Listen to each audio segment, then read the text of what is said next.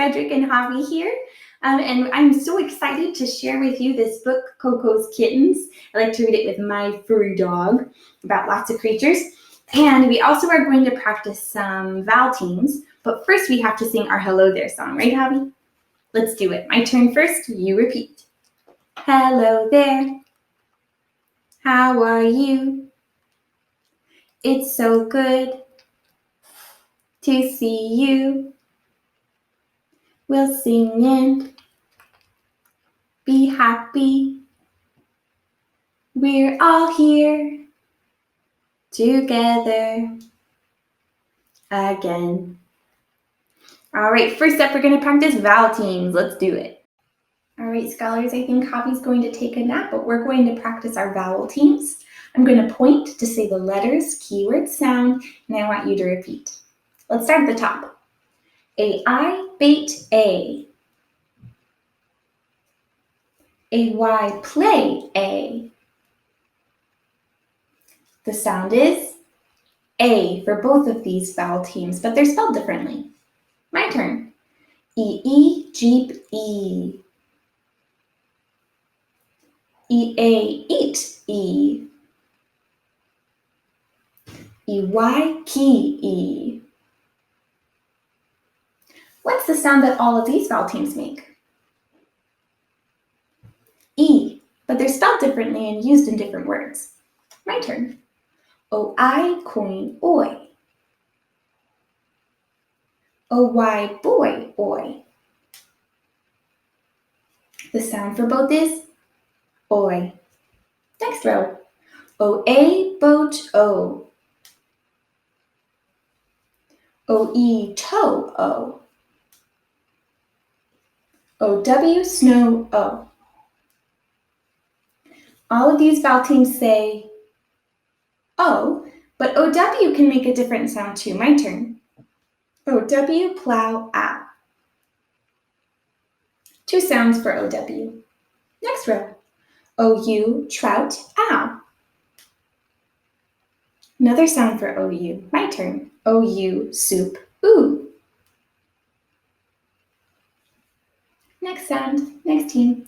O-O, school, ooh. O-O, book, Got that kind of French sound, Next one, U-E, blue, ooh. U-E, rescue, you.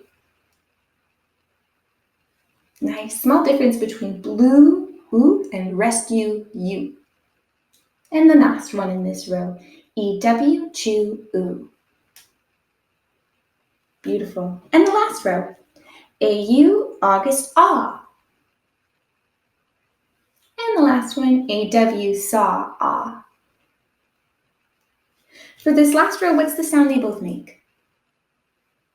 Ah. Let's move on to reading our book.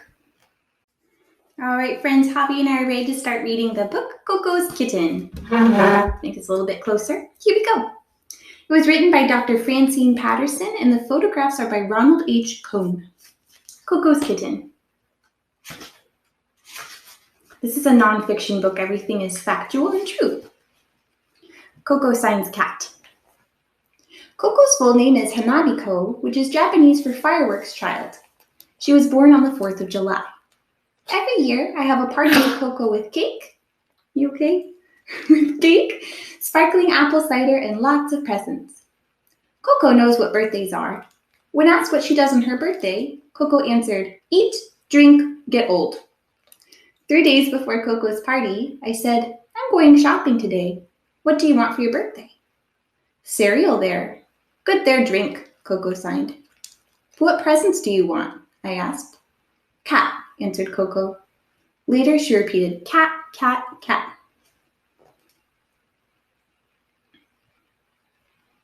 Coco knows some sign language, but the way she talks is a little different from humans because she doesn't use a lot of the in-between words that we use when we speak. I wasn't surprised that Coco asked for a cat. I have been reading to Coco for many years, and 2 of her favorite stories have been Puss in Boots and The 3 Little Kittens. Coco gets very involved in the stories I read her. When reading the story of the three little kittens who lose their mittens, Coco sees that their mother is angry and that the kittens are crying. Mad, Coco signs. Coco loves picture books. Gorilla books are her favorites. Cat books are next. She likes to go off on her own with a book to study the pictures and sign to herself. On her birthday, I gave Coco the usual assortment of presents: apple juice, some special fruits and nuts, and a baby doll. I didn't want to give Coco a stuffed toy because I knew she'd eventually destroy it.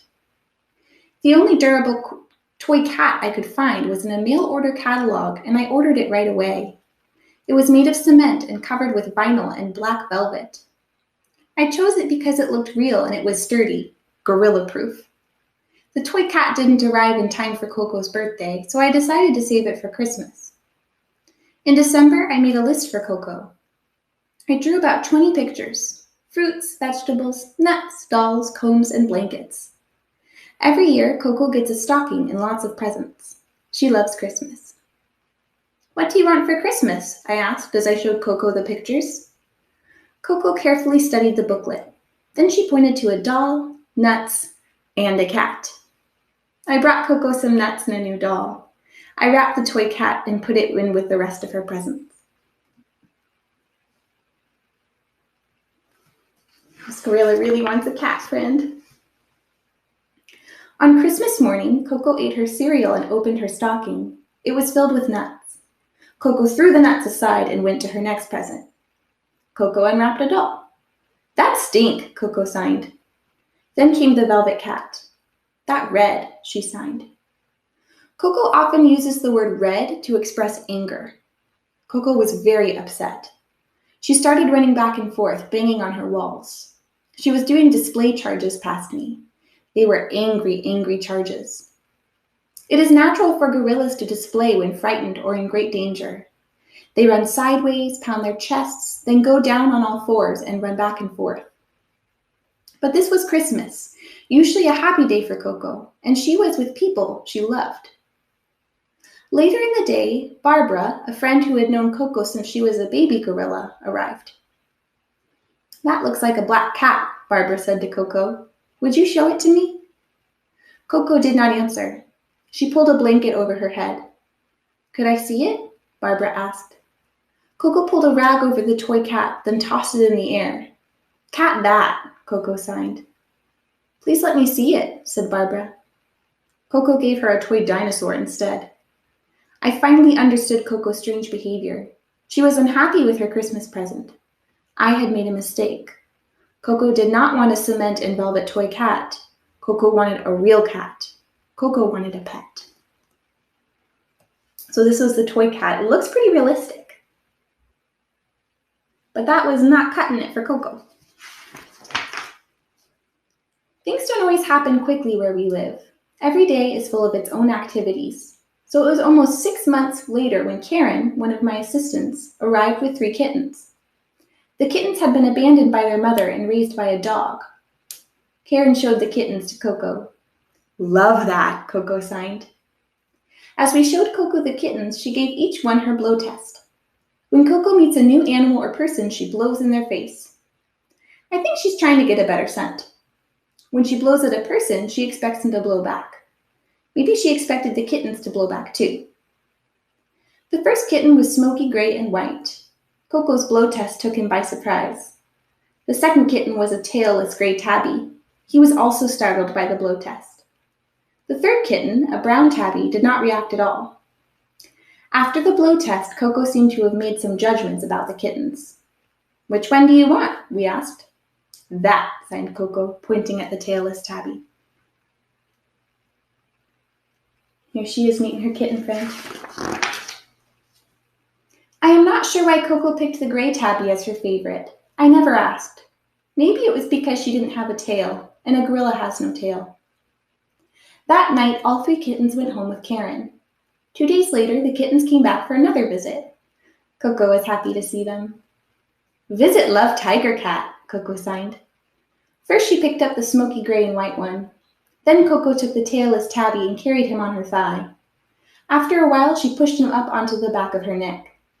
"Baby," Coco signed. She cradled the tabby in her legs and examined its paws. Coco squeezed, and the tabby's claws came out. Cat do scratch, Coco signed. Coco love. What will you name your kitty? I asked. All Ball, Coco signed. Yes, I said, like a ball, he has no tail. Ball stayed overnight as a visiting kitten. By the end of the week, Ball was a permanent member of our household. Coco finally had her kitten.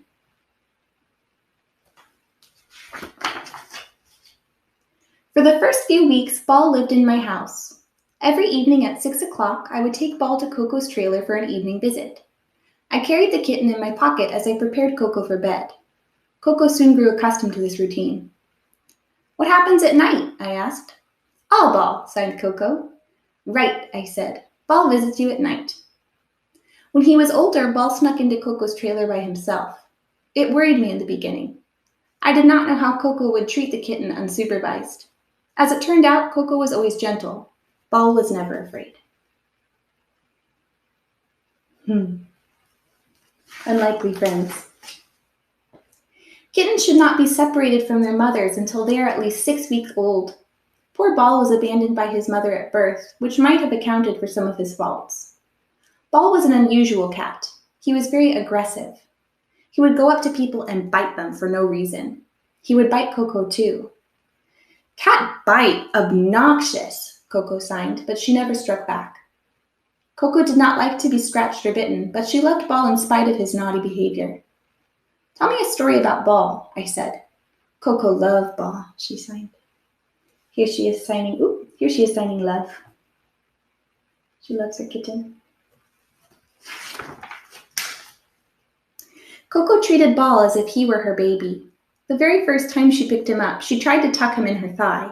That's where mother gorillas put their babies. Older babies are carried on their mothers' backs. Coco tried this with Ball too.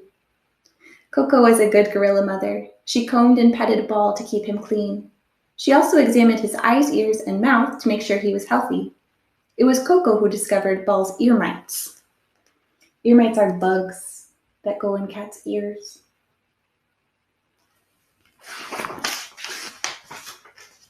Ball was often a topic of conversation during Coco's lessons. Love visit, Coco signed when Ball and I arrived for a morning lesson. Ball, I said. Trouble, signed Coco. Love. Coco seemed to enjoy conversations about her kitten. This dialogue took place between Coco and a research assistant named Janet. I'll give you some grapes if you tell me about Ball, the cat, Janet said. Soft, Coco signed. What kind of animal is he? Janet asked. Cat, cat, cat, Coco answered. Do you love Ball? Soft, good cat, Coco signed. In addition to sign language, art is another way I test Coco's perceptions. Ball lay with a green toy on an orange towel. I gave Coco a canvas and some paints and asked her to draw Ball. Coco had 10 colors to choose from. First she picked black for Ball's body. Next she picked orange for the towel and green for the toy. What about Ball's eyes? I asked. Coco picked tan.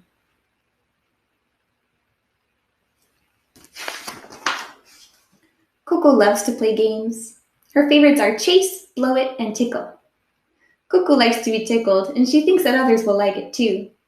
Tickle, Coco signed to Ball when they were lying on the floor together. Ball was not a good tickler, nor did he like to be tickled. So Coco and I pretended. I tickled Coco while carrying the kitten in my hand.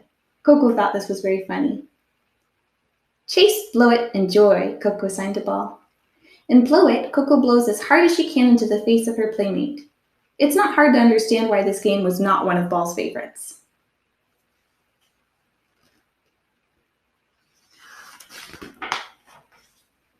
On a foggy December morning, one of the assistants told me that Ball had been hit by a car. He had died instantly. I was shocked and unprepared. I didn't realize how attached I had grown to Ball, and I had no idea how much the news would affect Coco. The kitten meant so much to her. He was Coco's baby. I went to Coco at once. I told her that Ball had been hit by a car and she would not see him again. Coco didn't respond. I thought she didn't understand, so I left the trailer. 10 minutes later, I heard Coco cry. It was her distress call, a loud, long series of high-pitched hoots. I cried too. 3 days later, Coco and I had a conversation about Ball. Do you want to talk about your kitty? I asked. Cry, Coco signed. Can you tell me more about it? I asked. Blind, she signed. We don't see him anymore, do we? What happened to your kitty? I asked. Sleep cat, Coco signed. A few weeks later, Coco saw a picture of a gray tabby who looked very much like Ball. She pointed to the picture and signed, Cry, sad, frown. It was an unhappy time. News of all Ball's death traveled quickly. We received thousands of letters. People of all ages wrote to us and expressed their sympathy. Some sent cards, others sent photographs, and many children created pictures. They all had one message, that Coco should have a new kitten. As we approached Christmas, I wanted to get Coco a new kitten. I had no idea how difficult it would turn out to be. You okay, Huff? On December 20th, Barbara asked Coco, what would you like for Christmas? Cat, cat, tiger, cat, was Coco's reply. We had heard of a Manx who was soon expecting a litter. We waited for weeks until we discovered that the cat was just getting fat. Christmas came and went. On January, I showed Coco a picture of 3 kittens. One had a long tail, one had a short tail, and one was tailless. When you get another kitty, what kind would you like? I asked.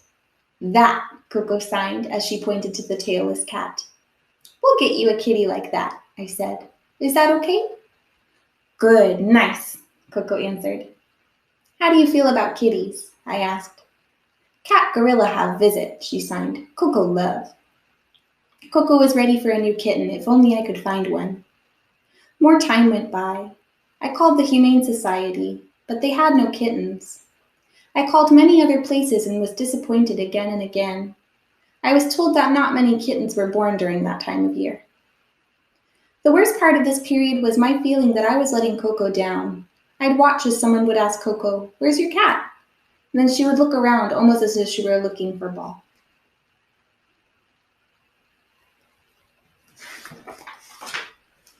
Then our luck changed. We received a letter from a breeder of Manx cats who wanted to help. He didn't have any kittens then, but he called other Manx breeders nearby until he located a litter of Manx kittens in Southern California. They were just about ready to leave their mother. We set the date for March 17th. The day before, I told Coco she was getting a new kitty, a red kitty. Red is Coco's favorite color. She was very excited. But then another delay. The breeder called. I'm sorry, he said. The kitten is not coming today. Coco was upset. I was disappointed. Trouble, she signed. We are having trouble getting you a new kitty. We have been trying very hard, I explained. Finally, on March 24th, a red, tiger-striped Manx was brought to our home. Seeing the kitten, Coco purred with pleasure. It was a wonderful moment. She placed him on her chest and pet him. Let me hold the kitty, I said. But Coco would not let go. She kissed and cradled her kitten. Baby, she signed. Coco was happy. Her new kitten had come to stay. And that was Coco's kitten. Super fun story about some unlikely friends, showing that creatures can be friends even if they're different species, like a gorilla and a cat. All right, guys, I hope you have a wonderful weekend. I hope you read. I hope you stay safe, and I hope you enjoy the sunshine. I'll see you next week.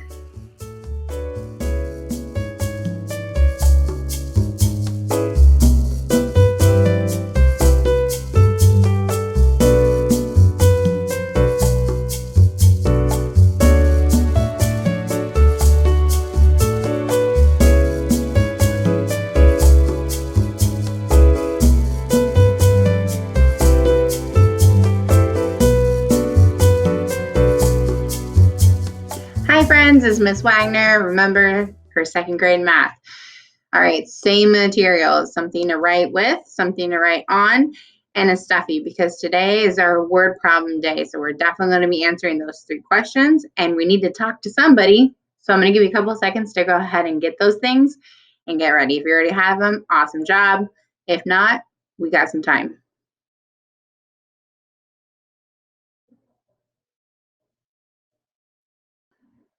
All right, friends. Hopefully you have all your materials ready and you are ready to go. So Same thing like always when we look at our learning target, we're always thinking something I know, I wonder, all right? I know you're able to explain it to your stuffy or a person around you, give an example. I wonder you're not quite able to explain it, you needed more information. So let's go ahead and read our learning target. Please read it with me. Ready? I will be able to solve word problems by using a learned strategy. All right. So, oh, that's loud, huh? All right, go ahead and talk to your stuffy real fast. Something you know, something you're wondering.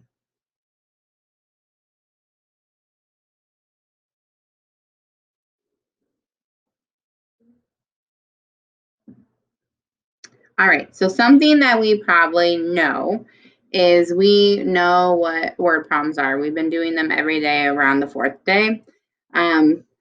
Something that we may know or we're wondering would probably be the word solve and the word strategy. Solve is figuring it out, right? You're investigating, you're finding the end, the what it equals. I'll put an equal sign. And strategy is all the things that we do from a number line to a place value chart to tens and ones, sticks, using our 100 chart. All of those things are strategies to help us be able to work through a problem, all right? So I said learned because we've learned a lot of these already. So we're going to try to apply some of them today, all right? Let's go ahead and go for it. First thing first, our warm-ups, especially when we have word problems, we do the same thing every time because it's really good for us to remember. We're going to go ahead and look at those 3 questions that we have to answer when we're doing the story problem. So our first question, I'm going to have you go ahead and read it. Right. So our very first question is, what is the problem about? And that again is if the story is about dogs going to the park, the problem would be about the dogs going to the park, right? If the story is about a student doing an art project, that's what the problem is about. All right, go ahead and read the second one. Right. What are you trying to find out? And that is always the question right at the end. It always asks us a question. That's what we're trying to find out, right? If that's how many dogs went to the dog park, how many buttons are left from an art project, how many leaves fell off a tree, right? It's the very end question. It's what we're trying to find out. All right, go ahead and read the third question. Right. So what information is important? And this is a lot of things. These are the numbers that are in the problem because that's going to help us. We need numbers for math, right? And they're also the words that are in the problem because some words tell us if we're going to be able to add or if we're going to be subtracting to try to solve that. So all these things are really important and we can go ahead and go through them like we do every single time. All right, you ready? Before we get started, let's go ahead and read these questions one more time. All right, ready? What is the problem about? What are you trying to find out? And what information is important? Awesome. Let's get started. All right, so our very first problem is right here. Remember, when we read it, if I'm reading it or you're reading it with me, we're always still thinking about the very first question. What is the problem about? Ready? A class has 432 sheets of paper. They get 100 more for an art project. How many sheets of paper do they have now? All right. What is the problem about? Go ahead and turn to a stuffy or a person next to you if you have a family member and tell them what is the problem about.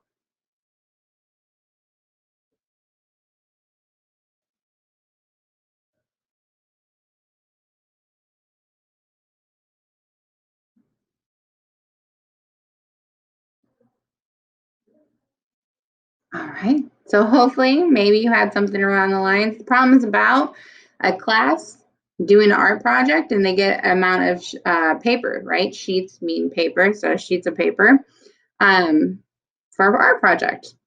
Okay, now let's go ahead and think about the second question. What are you trying to find out? Ready? A class has 432 sheets of paper.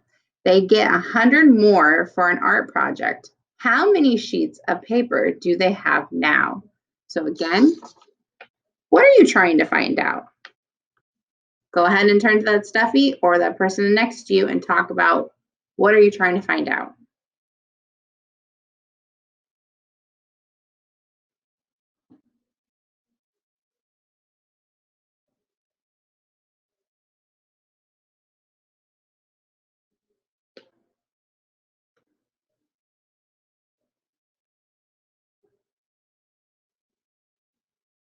All right. So what we're trying to find out is always the question, right? So the question is, how many sheets of paper do they have now? So how many sheets of paper do they have now? All right, we're going to read it that third time. And our third question is, what information is important? All right, let's read it. A class has 432 sheets of paper. They get 100 more for an art project. How many sheets of paper do they have now? Again, what information is important? I want you to go ahead and again turn to your stuffy or talk to somebody next to you or just talk out loud if you don't have a stuffy and just talk about what information is important. Remember, hint, hint, it has to do with numbers.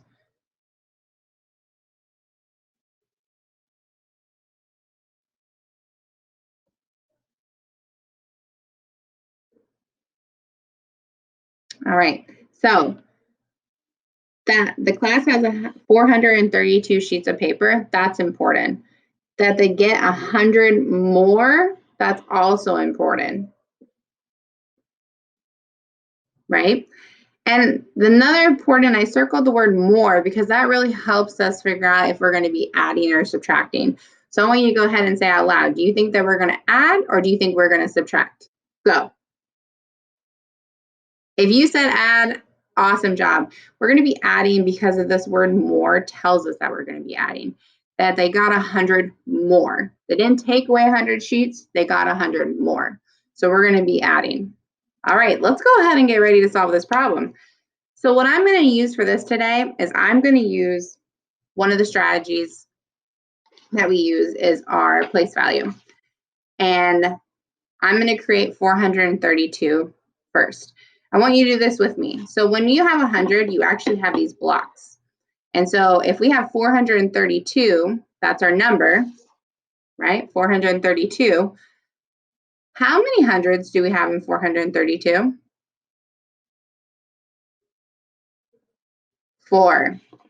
So let's go ahead and I'm going to put 4 blocks out and you are going to make 4 squares. So go ahead and make 4 squares.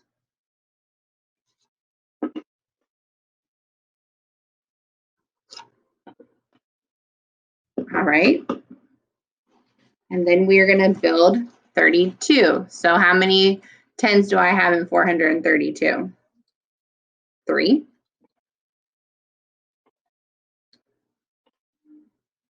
And then how many 1s do I have in 432? 2.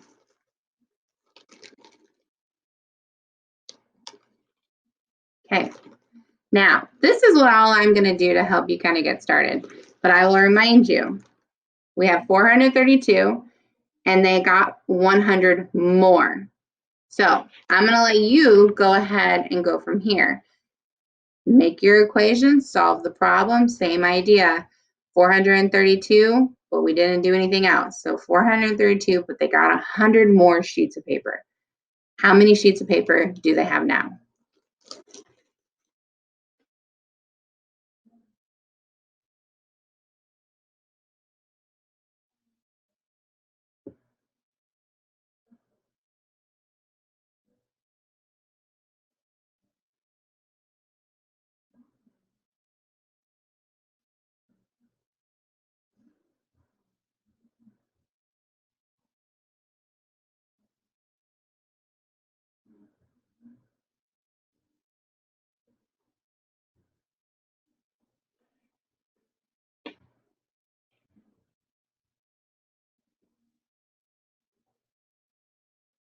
All right, I'm going to go ahead and jump in because of time. So you guys all we made 432, and that they got 100 more sheets of paper for their art project, right?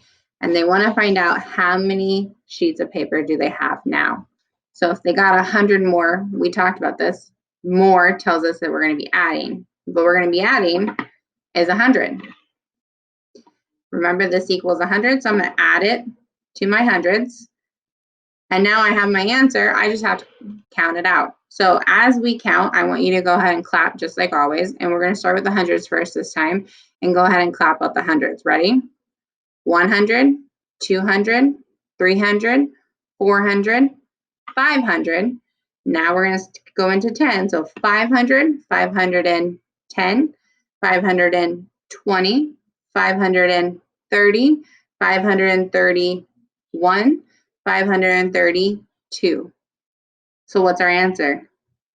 532. How many sheets of paper do they have now? They have 532 because we added that 100 to that 432. Awesome job, friends. All right, we're down one problem. We have one more to go.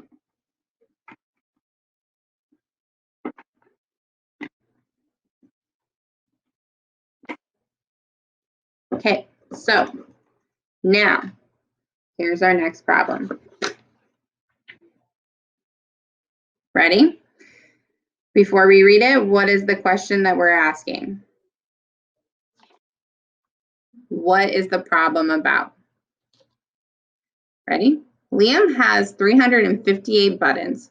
He uses some of them for an art project. Now Liam has 258 buttons left. How many buttons does Liam use for the art project? What is the problem about? Go ahead and talk to your stuffy or person next to you.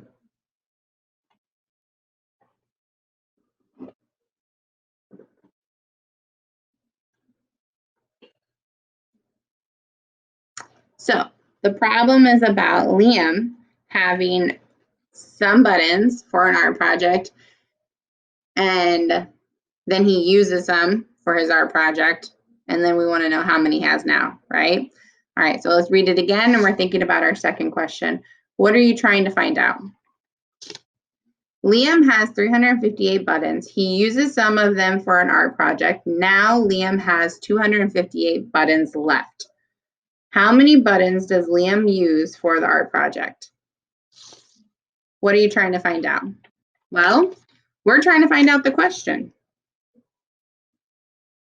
How many buttons does Liam use for the art project? We want to know how many he used for the art project. All right. We're going to read it the third time, and we're going to think about what information is important. Liam has 358 buttons. He uses some of them for an art project. Now Liam has 258 buttons left. How many buttons does Liam use for the art project? What information is important? Go ahead and talk to somebody next to you or your stuffy and say what information is important.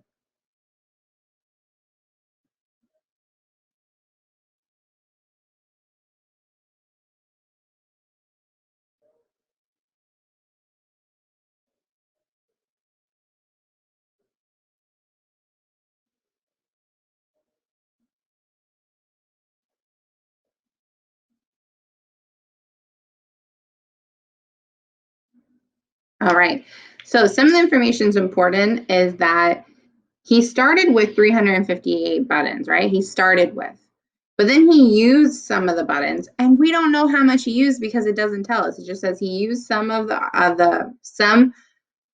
for our art project. That's all it says. It doesn't tell us how much. But now he has 258 buttons left.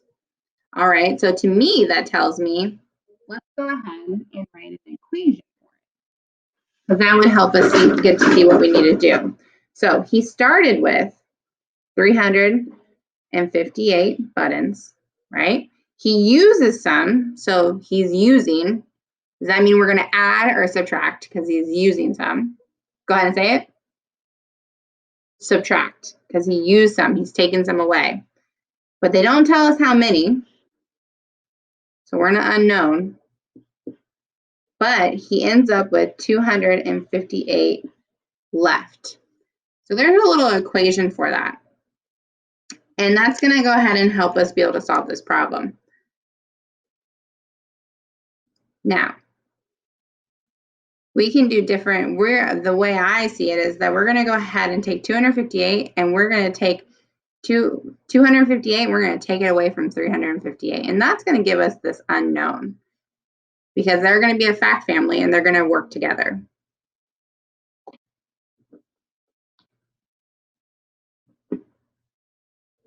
All right, in order to do that though, we're going to use a hundreds chart. We did this the other day, so I hope that you remember how to do it. I'm going to go ahead and have you write 358 first because it's the bigger number. We're going to take away 258 and we're going to put it out. You don't have a lot of time to go ahead and write hundreds, tens, and ones, so just write H, T, and O, and then let's go ahead and go from there.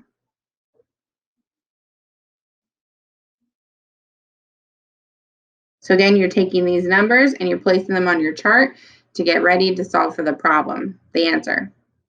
We set up an equation. Now it's your job to solve it using the strategy of your place value chart. Bigger number always goes first. And we're trying to find this missing number.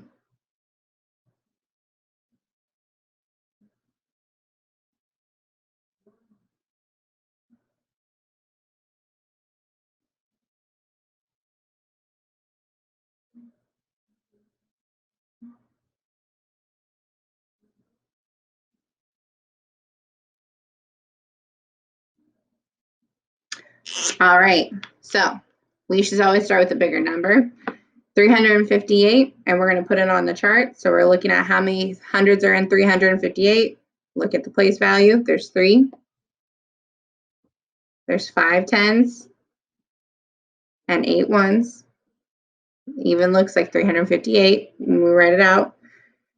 We have 258. And now if you would add, you're going to get a bigger number because these two numbers put together is going to make a bigger number than both of these. So it wouldn't make sense for it to go here because you can't subtract a bigger number from 358. It wouldn't make sense. So it makes sense for us is to take away, is to subtract.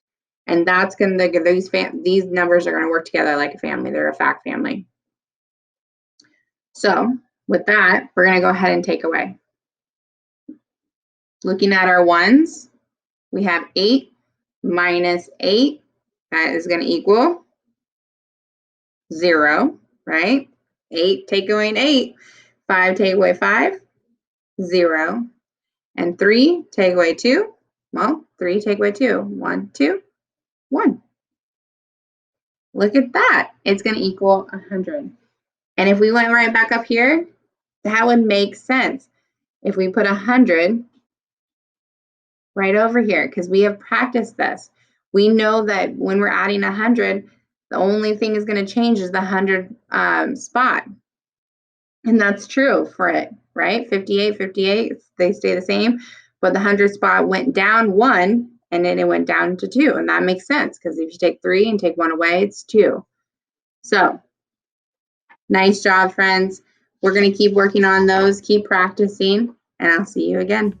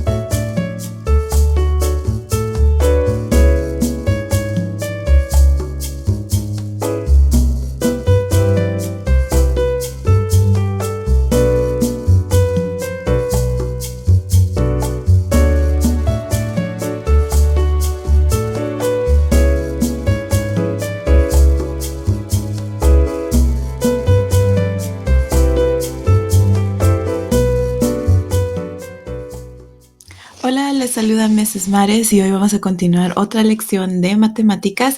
Alista tus materiales, lápiz y papel y hoy vamos a seguir sumando y restando 10 a un número y también 100 a un número. Así que prepárate, ten tus materiales listos y vamos a comenzar.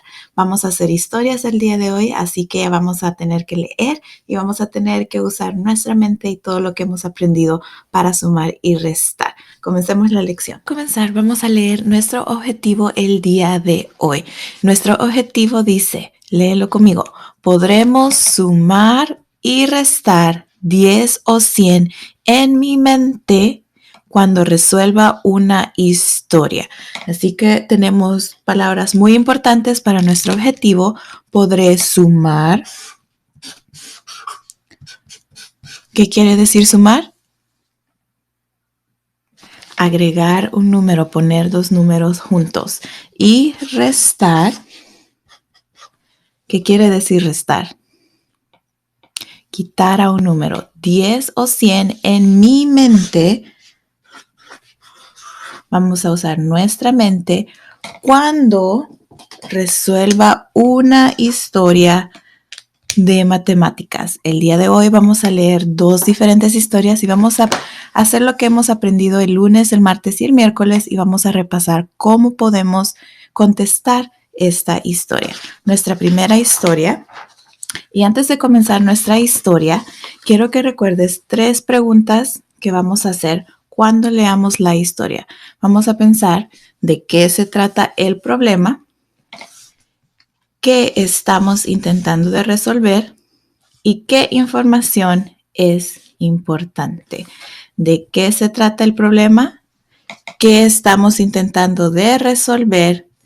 ¿Y qué información es importante? Vamos a comenzar. Nuestra primera historia. Una clase tiene 432 hojas de papel. Ellos obtienen 100 hojas más para un proyecto de arte. ¿Cuántas hojas de papel tienen ahora? Vamos a leerlo una vez más. Una clase tiene 432 hojas de papel. Ellos obtienen 100 hojas más para un proyecto de arte. ¿Cuántas hojas de papel tienen ahora? Ahora preguntémonos esa primera pregunta. ¿De qué se trata el problema? Veamos nuestra historia. Una clase tiene 432 hojas de papel. Ellos obtienen 10 hojas más para un proyecto de arte. ¿De qué se trata el problema? ¿Qué está diciendo el problema aquí? Que una clase tiene hojas de papel para un proyecto de arte. Muy bien. Veamos nuestra segunda pregunta. ¿Qué estamos intentando de resolver? Veamos cuál es lo que tenemos que resolver. Una clase tiene 432 hojas de papel. Ellos obtienen 100 hojas más para un proyecto de arte. ¿Cuántas hojas de papel tienen ahora? ¿Qué estamos intentando de resolver? ¿Cuántas hojas de papel tienen ahora? ¿Cuántas tienen si al principio tenían 432 y obtienen 100 más? Nuestra tercera pregunta. ¿Qué información es importante? Ahora es donde tenemos que ver qué números son los que vamos a usar para resolver este problema. Una clase tiene ¿cuántas hojas de papel al principio? 432.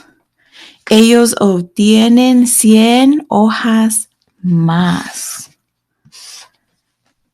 Y ahora necesitamos saber cuántas hojas tienen en total.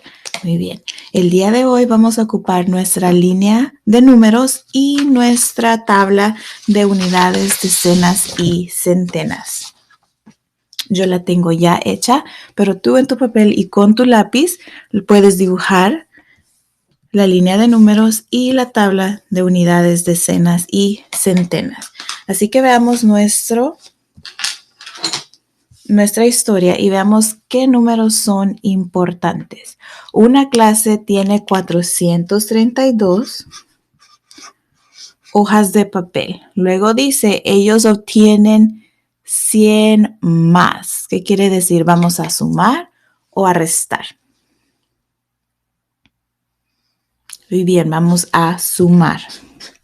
Más 100 hojas más. Muy bien. Ahora tenemos que resolver nuestra ecuación. Si tenemos 432 más 100, para nuestra línea de números, vamos a comenzar con el número más grande. 432. ¿Cuánto le tengo que sumar a 432? 100. Muy bien. Vamos a hacer un salto muy grande porque le estamos agregando 100, no 10. Y ahora tengo que saber cuál es mi nuevo número. Así que pensemos en 3 cosas. ¿Cuántas unidades tengo? ¿Cuántas decenas? ¿Cuántas centenas? Y después tengo que pensar qué le voy a agregar. Unidades, decenas o centenas. Así que veamos nuestro número. Tengo 2 unidades. ¿Cuántas decenas tengo? 3 decenas. ¿Y cuántas centenas? 4 centenas. Entonces, si le vamos a agregar una centena más, porque tengo 0 unidades y 0 decenas, solo voy a cambiar las centenas. 4 centenas más una centena más. ¿Cuál es mi nuevo número? 4 centenas más una centena más me dan 5 centenas. Mis decenas y mis unidades quedan igual. Mi nuevo número es 532. Ahora intentémoslos con nuestra tabla de unidades. En 432 tengo 2 unidades.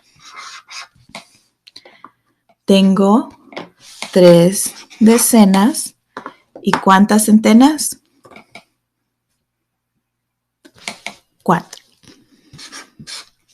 Y le vamos a agregar una centena más, 0 decenas y 0 unidades, porque 100 así se escribe.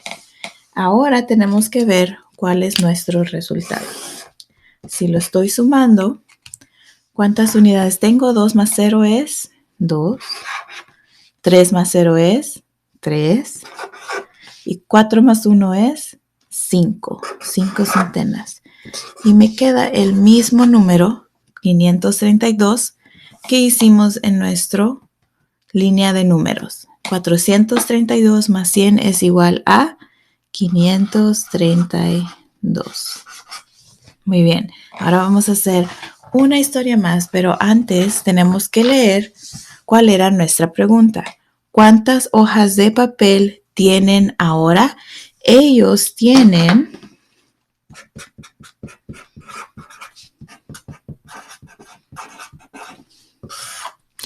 ¿Cuántas hojas eran? Ellos tienen 532 hojas de papel. Muy bien. Así que contestamos nuestra historia. Ahora vamos a hacer una historia más y vamos a ver si en esta historia podemos usar nuestra línea de números y nuestra tabla de unidades para resolver. Leamos nuestra historia. Pablo tiene 532 tarjetas de béisbol. Él le da 100 a sus amigos. ¿Cuántas tarjetas le quedan a Pablo? Ahora pensemos en nuestra primera pregunta. ¿De qué se trata el problema? Pablo tiene 532 tarjetas de béisbol. Él le da 100 a sus amigos. ¿Cuántas tarjetas le quedan a Pablo? Esta historia es de Pablo. ¿Qué pasa con Pablo? ¿Qué tiene él? tiene tarjetas de béisbol. De eso se trata la historia. Así que sigamos con nuestra segunda pregunta. ¿Qué estamos intentando de resolver? Eso quiere decir cuál es la pregunta de nuestra historia.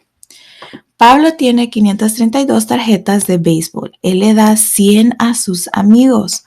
¿Cuántas tarjetas le quedan a Pablo? ¿Cuál es nuestra pregunta? ¿Sabes tú cuál es nuestra pregunta? Es ¿cuántas tarjetas le quedan a Pablo? Y si buscamos la palabra quedan, quiere decir que le quité a algo. Si tengo 5 galletas y me como 2, me quedan 3 galletas. Igual a esta pregunta, ¿cuántas tarjetas le quedan a Pablo? Muy bien, vamos a leer nuestra tercera pregunta. ¿Qué información es importante? Aquí es cuando ya comenzamos a pensar cómo vamos a resolver nuestra historia. Pablo tiene 532 tarjetas. Eso es muy importante. Es el número con el que vamos a comenzar. Él le da a sus amigos 100 tarjetas. Él se las da. Eso quiere decir que se las quitamos de lo que él tenía. Ahora que ya tenemos nuestra información, vamos a comenzar a resolver. Pablo tenía, ¿cuántas tarjetas tenía Pablo? 532. ¿Y cuántas tarjetas le dio Pablo a sus amigos? 100. Ahora, cuando comenzamos una línea de números, ayer lo practicamos, ¿dónde va nuestro número? Si es resta, ¿va al principio o al final? ¿Qué piensas tú? Va al final. Vamos a escribir 532 porque vamos a saltar hacia atrás. Ahora 532, vamos a ver cuántas unidades tiene. Tiene 2 unidades. ¿Cuántas decenas? 3. ¿Y cuántas centenas? 5. Y vamos a hacer un salto hacia atrás de 100. Menos 100. Le vamos a quitar 100. ¿Le voy a quitar a mis unidades? ¿Sí o no? No. ¿A mis decenas? No. ¿Y a mis centenas? Sí, porque tengo aquí que voy a quitar una centena. Entonces, 5 centenas menos una centena es igual a 4 centenas. 4 centenas. Tengo todavía 3 decenas y 2 unidades. Mi nuevo número es 432. Ahora lo vamos a escribir en nuestras unidades, decenas y centenas. ¿Cuántas unidades tiene 532? 2. ¿Cuántas decenas? 3. ¿Y cuántas centenas? 5. Ahora le vamos a quitar, vamos a restar 100. Entonces 100 tiene una centena, 0 decenas y 0 unidades. Y si le quito 100, vamos a ver nuestro resultado. 2 menos 0. Si tengo 2 y le quito 0, me quedan 2. 3 menos 0. 3. Y 5 centenas menos una centena. 4. Mi respuesta es 432. Ahora veamos. Nuestra pregunta era, ¿cuántas tarjetas le quedan a Pablo? Le quedan, ¿cuál era nuestro número? 432 tarjetas a Pablo. Muy bien, hoy practicamos nuestras historias. Hoy hicimos nuestras sumas y nuestras restas de 10 y 100. Así que en tu casa practica eso esta semana. Escoge cualquier número y agrégale 100, agrégale 10 o quítale 100 o quítale 10. Nos veremos la próxima semana.